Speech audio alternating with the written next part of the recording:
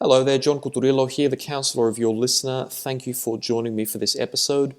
As per usual, thank you to everyone who makes it possible for me to live my vision every day, be you a client who allows me the privilege of entering into your life to help you with your goals, or as a supporter or listener of the podcast. Thank you to everybody. In today's episode, I'm going to be making a brief reflection on the topic of motivation. Now, as per usual, never take what you find on the internet as advice. If you have concerns about yourself or someone else, please seek professional guidance. Also, this discussion does not apply to the struggles associated with mental illness. If you have a mental illness and it is impeding your ability to live life, do not take what I'm about to say as an oversimplification of your struggles. This is not to do with mental illness. It doesn't apply. There seems to be a lot of misunderstanding about how motivation works and what it constitutes in popular culture, and it's especially popular in self-help rhetoric and life coaching rhetoric. For reference, motivation is the force that keeps you willing to pursue a particular goal or a particular task.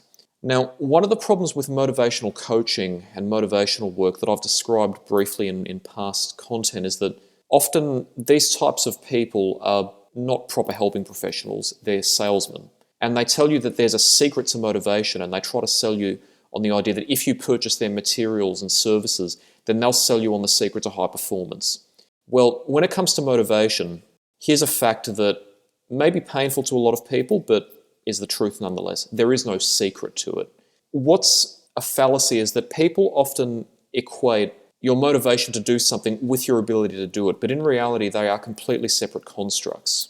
Often, when people lack motivation, what they're really experiencing is a lack of desire to do something. And when they seek motivational coaching or motivational assistance, what they're actually doing is they're seeking someone to either make them desire to do what they don't feel like doing, or to justify why they should or shouldn't do it. In reality, there is a very simple explanation, and I'll give it to you right now. When you don't feel like doing something, it doesn't mean that you can't do it. It just means you don't feel like doing something. The fact is that no coaching and no secret cure is going to make you want to do everything all the time. The answer is, even if you don't feel like doing something, if you have to do it, just do it. Assuming you're not impeded in any way and you're functioning, you just have to do it, even if you don't want to. Most people don't have a problem in the pathology sense.